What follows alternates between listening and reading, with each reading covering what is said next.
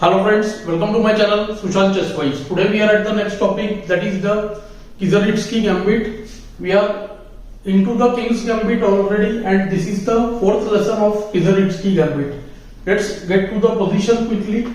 After the moves e4, e5, f4, e takes f4, knight takes f3, g5, h4, g4, knight e5. This is the starting point of Kieseritzky Gambit. You can check out my previous lessons on Kieseritzky Gambit to know more about the basics of this structure. Today we are going to cover one of the main moves for black, that is d5. Black immediately tries to attack the white center. We already know the f4 and the g4 pawns are somewhat weak and white is not really in hurry to gain any material. He is looking to develop his pieces fast. Mainly the study of gambits or playing the gambits help us understand the concept of initiative or the power of development nicely. So here white goes with the simple move d4. He is ready to allow de4, which is very bad because after bc4 white will really have a strong initiative. He will be able to pick any of the pawns and the bishop attacks f7 as well. So black just develops nf6, putting more pressure on e4, and now white plays bishop f4, allowing knight takes e4, when white immediately challenges the knight on e4. So he goes knight d2. After knight c3, black would have got the move bb4. Now bb4 will just fail to c3. White wants to trade these knights because e4 knight is more active than d2 and the knight on e4 we have discussed before has moved c once and twice, and when it will get traded for the d2 knight it will have moved 3 times and get exchanged for a piece which has moved only once. So after the move nd2 qd2 we will see that white will have 2 extra developments if we count the pawn on g4 as one development for black. Black has one more move other than taking on d2. He can go with the move queen f6, putting instant pressure on f4, and queen is also eyeing the f2 square. So white just goes g3, black again attacks the f4 bishop with bh6. White has the nice idea of taking on g4, but first he has to eliminate knight into e4, d takes e4, and now knight g4, using double attack on queen and the bishop. Hence bishop g4 forced, e takes g4, and black has the nice move bishop f4. The pieces are getting exchanged, but we see that white's rooks are already getting better off, and we see that white's pawn structure is also somewhat better than black's. Here white has to be very careful. The right move is queen f4, we will come to that, but the greedy queen c8 would be punished badly with the move ke7. Queen takes b7, trying to win the rook. We will see that bishop g3 check will be clearly better for black. The white king will be caught up in the center, and we will see that black's queen, pawn and the bishop, they will be able to attack the white king. So we should not pass on the initiative so easily. White plays the move queen f4, when after queen takes f4, g takes f4, his position is somewhat superior. In an open board, the bishop is somewhat better than the knight. White is about to castle long, get re1, h rook is coming to g1, and instant f5 would allow the move bh3. After rook f8, there will be rook g1, the rook would enter the 7th rank and white will be clearly better. Now we will look at the main move nd2 for black. Thus black goes for the move knight takes d2, queen takes d2, and now he has 3 different moves. All are developing moves and we will consider them one by one in this lesson itself. One, there is the move bishop g7. Black intends to castle. Later on he can go with the move nd7 and put pressure on e5. Secondly, he has the move bishop to e6 and bishop to d6, again where he wants to play nd7, first removing the bishop, or he can play bd6, putting instant attack on the e5 knight. So let's look at the move bg7 now.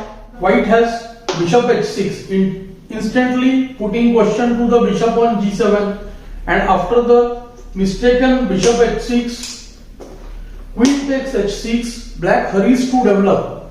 He goes bishop f7, bishop d3 and knight d7, instantly trying to eliminate the e5 knight. But we can see that with the well placed queen, the rook can come instantly and two developed pieces.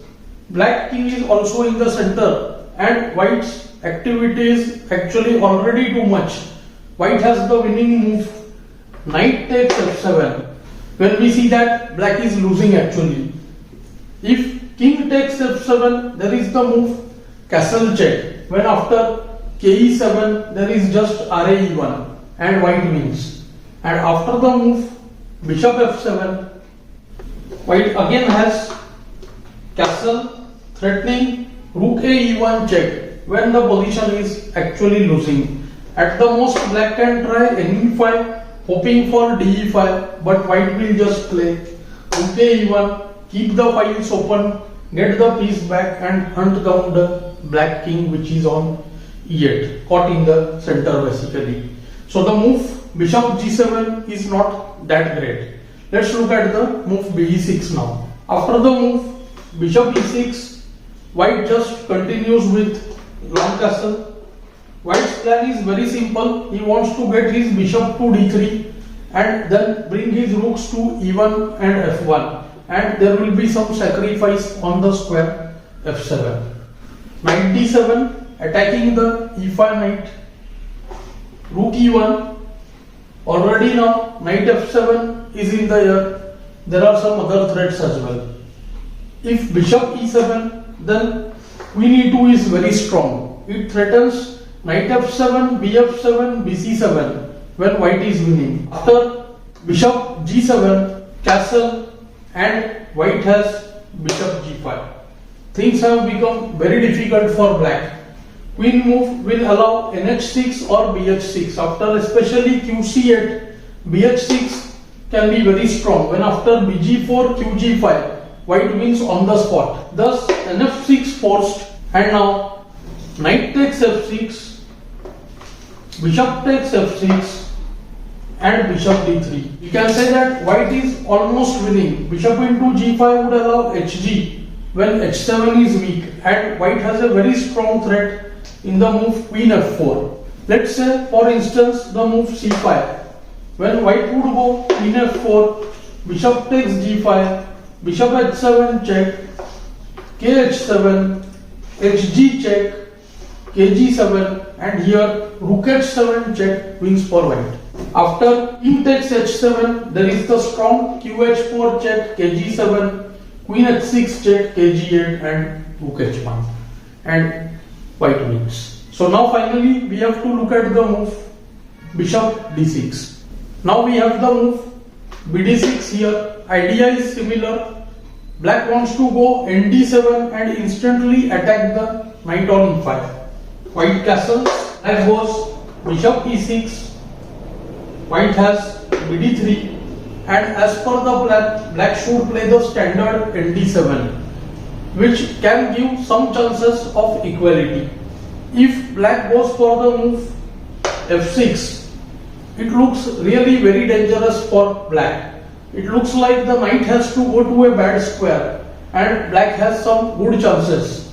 But white has the very strong move rook e1, simply keeping option for the h rook to join f1, and white shows his power on the open e5. After f into e5, bishop e5, things are very difficult. Bishop takes e5, re5, kd7, and there is the very strong queen h6. Now we see that after re8, rook takes e6, rook takes e6, bishop f5, followed by rook e1. The e6 rook cannot be protected and white will win. Also after qd7 here, there is re1, bishop f5 or queen h6. All of them are very strong for white. And after the move kd7 directly here, after bishop h8, queen h8, queen h6, qg8, and now white can choose between rook hf1 threatening re6 followed by bf5, or moves like bishop h7, or move like rook e6, queen e6, queen h7, all of which are very good, but I feel rook hf1 is the strongest move in that position. This is also winning for white. Thus f6 is not a good move for black. I goes nd7, rook e1 supporting the e5 knight, and after the trade, which is most likely on the e5 square, knight takes e5, bishop takes e5, bishop takes e5, rook e5, queen d7 trying to castle and escape. White has the strong move queen g5. When we see that, black has to play the move queen e7. When after the move bishop f5, we see that white is going to have a very pleasant, and again we can say white is clearly better here, because after queen g5, hg5, ke7, there is the simple and effective be6, fe, rook h6, or the direct rook h6. Both are very good for white. Thus, we can say that the King's Gambit is an opening which is very good for the feel of initiative, as well as it shows the importance of endgame knowledge. I hope you are finding these lessons useful. Do like, share and subscribe the channel. Thanks for your time.